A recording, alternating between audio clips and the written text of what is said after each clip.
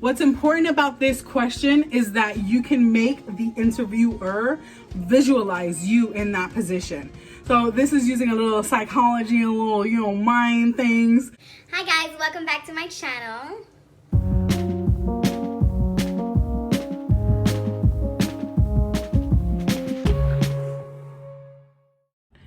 What's up, guys? So welcome back to my channel. I might have to change my lipstick. Well, it's not lipstick, it's like this lip gloss. I'm trying to, it makes my lips look pale. I don't know, whatever. So in today's video, I was gonna say in today's interview. In today's video, you kind of know we're gonna be talking about interviews. COVID is out there, It is just the way life is at this point. Weird, but that's kind of just the way it is. With that being said, I had a job.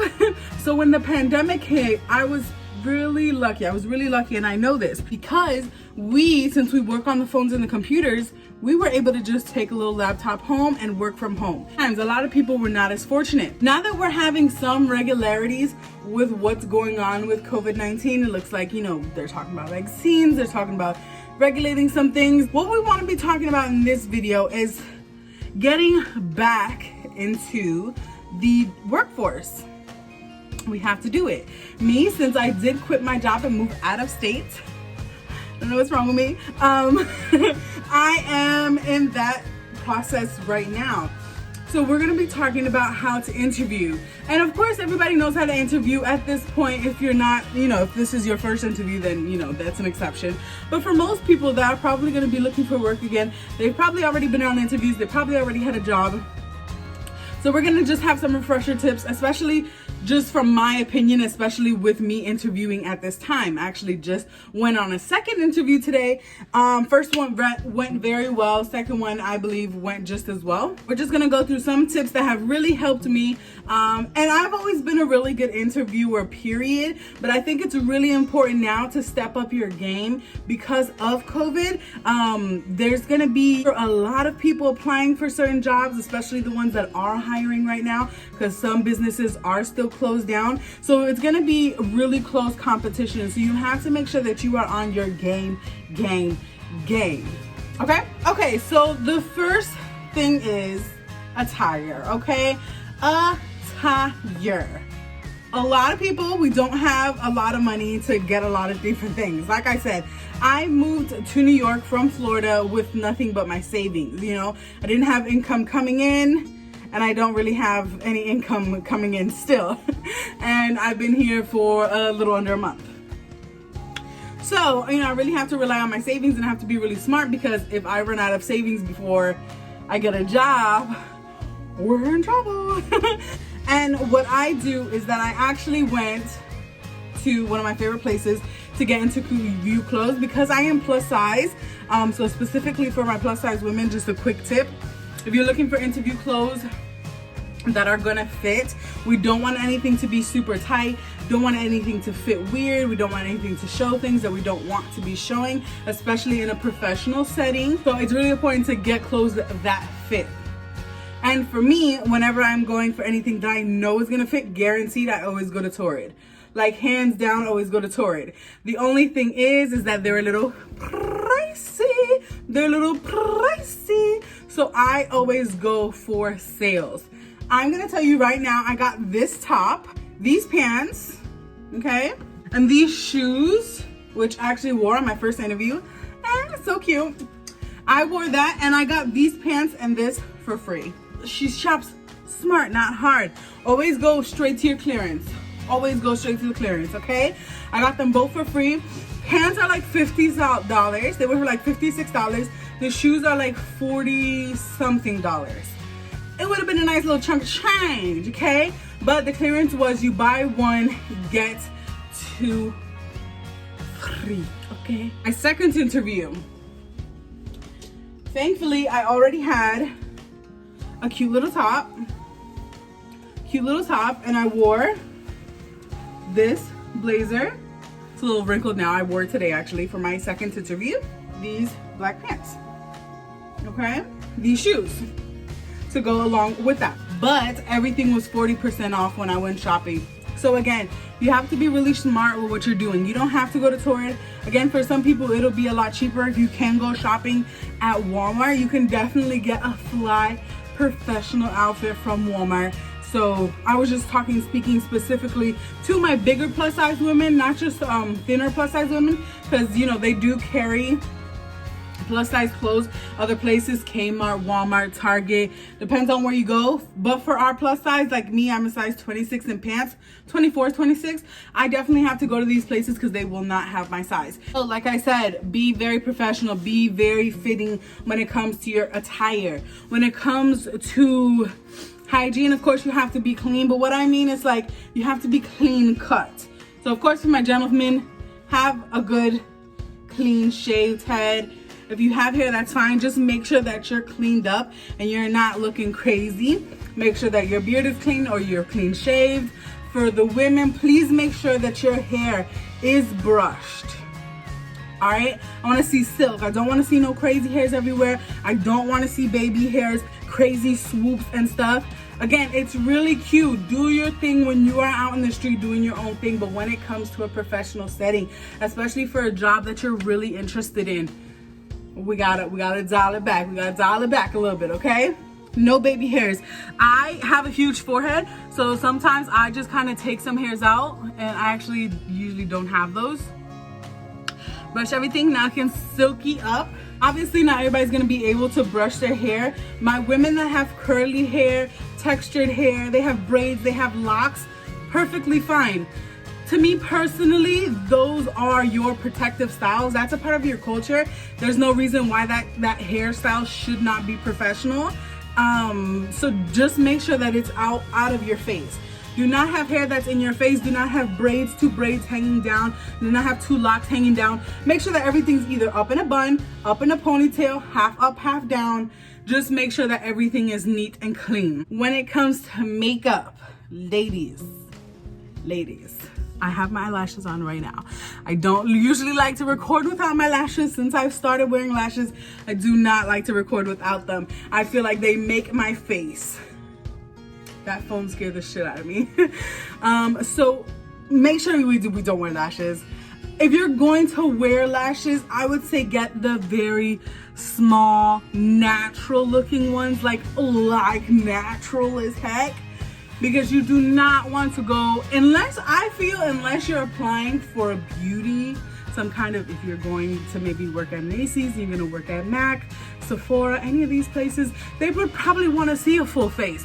They want to see what you can do, especially if you're going to be doing makeup. That is the only time I would say go with a full foundation face, a full contour, everything. But besides that, for me, I just like to look presentable. I know that I can look crazy sometimes, so I try to put a little bit of makeup on to look halfway decent. If my eyebrows are looking crazy, I usually do my eyebrows a little bit, add a little bit of concealer to clean them up. I do not put foundation on because I don't want makeup to get anywhere on my clothes like it did. Because I didn't have makeup on, but then I put makeup on to make the video. I don't put on any blush because I know when I get nervous and I get hot, I get flustered already. So I already got rosy cheeks to start with. I put a little bit of mascara and maybe a little bit of a wing, very tiny, just to kind of define the eyes. Look decent, a little bit attractive, because for most jobs, again, you're interviewing, but you're not interviewing with a robot. For the most part, you will be interviewing with another human being, and you will be interviewing most of the time with a male.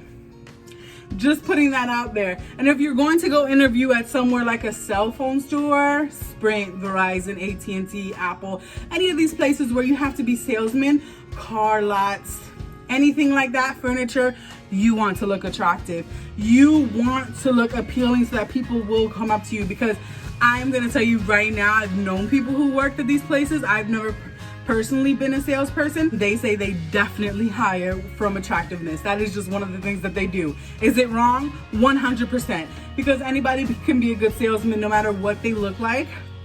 But look as attractive as you possibly can for those positions. But again, do not overdo it with the makeup. Ladies, again, when it comes to looking clean, well put together, professional nails. I know we love our long coffin, a long cat nail. We love it. We love it. We to die for it. But unless you're applying for a nail technician job or something to do with nails, please cut them down. Please cut them down. Look natural. If you're applying for any kind of office job, anywhere where you'll be on a computer, anywhere where you're going to be in nursing, anywhere where you have to work with your hands, you gotta cut them down. You have to cut them down. They can be painted. That's fine. That's fine. If you're working for a kitchen job, they're probably going to say something about it, like, oh, you're going to have to take the color off, whatever, because you're not supposed to have paint when you work in a kitchen and around food and stuff. But either way, to look presentable, you can have them painted, but again, have them short. Anything too long, they might not even bring up the concern, but they might have the concern up in their head. You know what I'm saying? So just so that it's not a concern at all, just go ahead and cut them short. But personally, just to look like you're prepared for the job, have a folder, a nice, clean, brand new folder. You can get one from the dollar store, very cheap, very simple. Go ahead and have your resume on there, and on another page, have a list that you're ready to give away. So if you want, you can make a couple copies if you're going on a few interviews, but just have a list of references separate from your resume, because again, they most likely already have it. You can go on any website. I'll try to look up the one that I did because it was free, where I made a resume online. I just put in all my information and it organized it for me. When it comes to the references, the first and last name of the person, if you know it, but it would be good to know it, what the job title was, so if they were your manager, supervisor, co-worker, if it's a personal reference, and then right under that you can put their phone number. If you have an email, you can put their email, but really all you need is name, title, phone number, etc. Make sure that you pick people that are reliable, people that are going to pick up the phone, and they don't have to like play phone tag with these people. Interviews. When it comes to the actual interview, these are the most important things. What you say in an interview is going to be really important. Let me just tell you right now, they're just human beings. These are regular people that you're talking to. And in that same sentence, make sure that you talk to these people as if they're just regular people. Be yourself, be calm, be comfortable, and be confident. The 3 C's. Calm, comfortable, confident. That's how you have to talk to these people. If you give too much of a nervous, kind of scared, kind of timid, people want you to take charge. People want you to be able to, even if there's not a manager around, they want you to be able to hold your own. So no matter what, they're going to need somebody calm.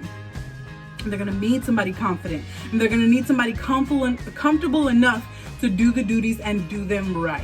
For me, a trick that I do, this is for me personally, I act like this is like not even a job I want. Like I'm just like on an interview and I'm just like, oh, if I get it, I get it. If I don't, I don't. Because if I try to be like, oh my God, I want this job so bad. I want it so bad. I need this job. Oh my God. I'm going to psych myself out and I'm going to try so hard to get this job. And I'm going to try to be so presentable. No. I'm just going to be chill. I know what I have to do. I know what I have to say. And I'm going to say it. I'm going to be me. But I'm going to be me in a way that is comfortable and calm. So if I get the job, if I get it. If I don't, I don't. For some reason, for me, personally, that just makes me a lot calmer. It makes me a little bit like, well, if I don't get this, I'll get the next one. It makes me feel better. And usually I go into the interview very calm, very cool, very collected. And don't be overconfident. Don't be cocky. Don't be an ass. Okay? Nobody wants anybody that is too aggressive. It can come off more, a little bit as intimidating. You're interviewing. So that means you're interviewing with somebody that's either the CEO, the owner, the manager, the supervisor of this company. They're top dogs. They don't want somebody that's going to try to them and their job. It comes off very intimidating. So just chill, be cool, be confident, don't be cocky. Questions that you need to answer. Maybe questions that you really didn't think are important, but they're so important. These are the questions that they care about the most because they're going to ask a few. Some they don't really care about what you answer. It doesn't really matter either way. But some questions are live or die for these interviews, okay? So it's going to determine whether you get this job or not. Tell me about yourself.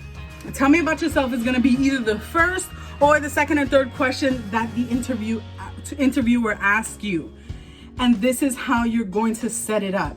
When they say, tell me about yourself, they mean your professional self. I have it written down here. I am a customer service expert with over 7 years of experience, which means most roles that I am in, I'm able to excel. In almost every position I've held in less than a year, I've been able to move up the ladder quickly because of my professionalism and proficiency. While I've enjoyed each position I've had in the past, I'm ready for a new challenge and transition into a new industry to a job I'm excited about. So let me break up what I said. I went ahead and gave them my experience, customer service. Been doing it for 7 years. So even though I've done call centers, healthcare, this, that, it doesn't matter. Everything has been doing customer service. You have to cut it down so that they can understand, because if they hear all these different things, they're gonna be like, whoa, whoa, whoa, why are you applying for this? The second statement, I was also able to tell them how I've done in my last positions where I've been able to move up the ladder very quickly, which means that I've been a good enough employee that I've been able to have a lot of promotions.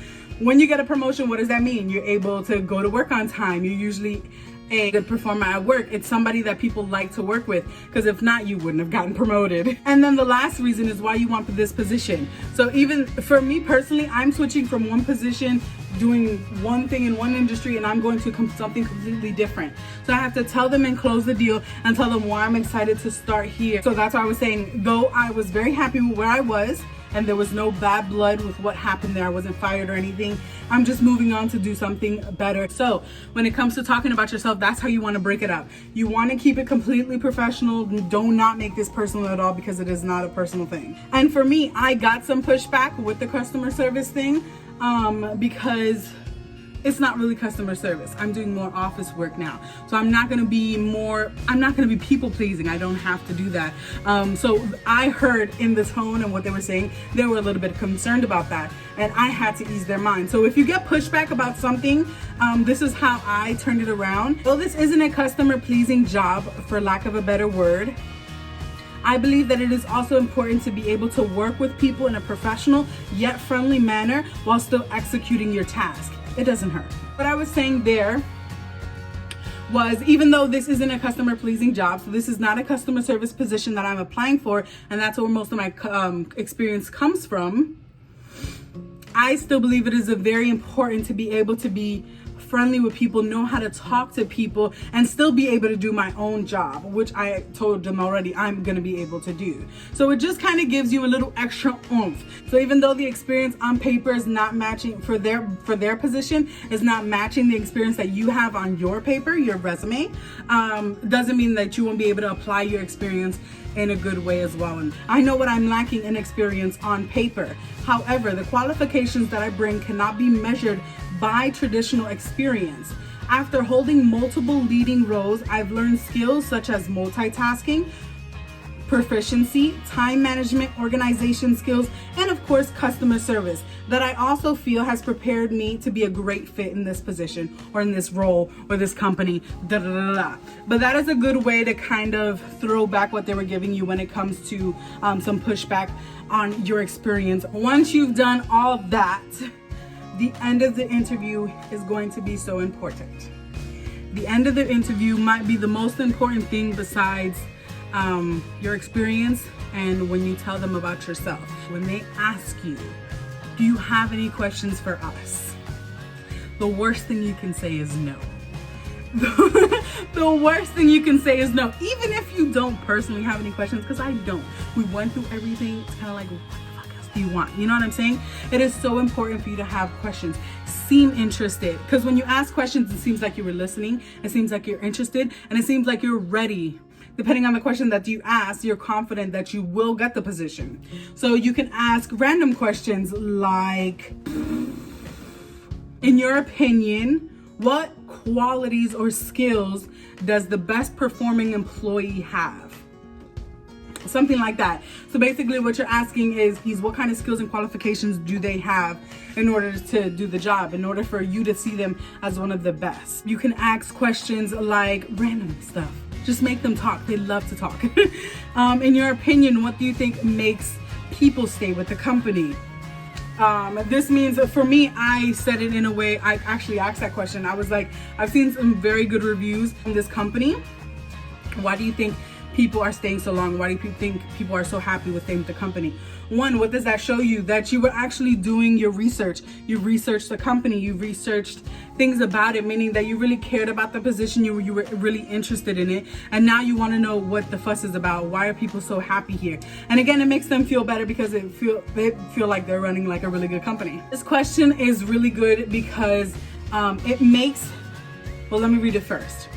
If I were hired and we fast forward into 6 months to a year from now and we do our first review, what kind of things would you assess me on? What's important about this question is that you can make the interviewer visualize you in that position.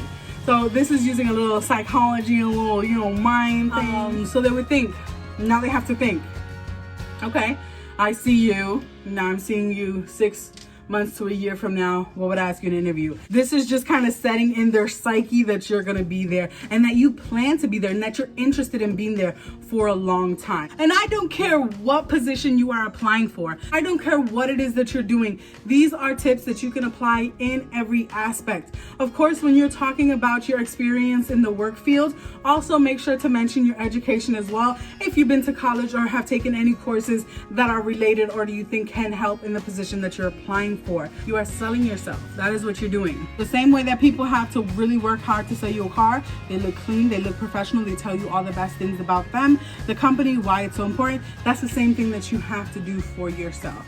You have to sell yourself to these people, and yeah, I wish you nothing but good luck. I know you're gonna kill it.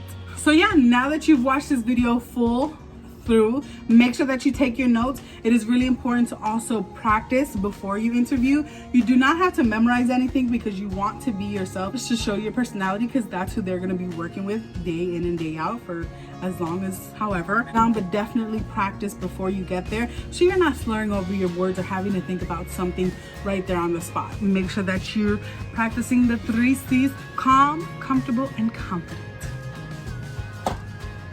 Leave the cocky at the door. If you like this video, go ahead and like, subscribe, and turn on your post notifications so you don't miss out on any of these videos. I wish I would have had a video like this when I was about to go into NU, but unfortunately I had to look all this information up on different sites and stuff. So shout out to TikTok. They definitely helped a lot when it came to interview tips. But I love you guys so much, and I will see you in the next video.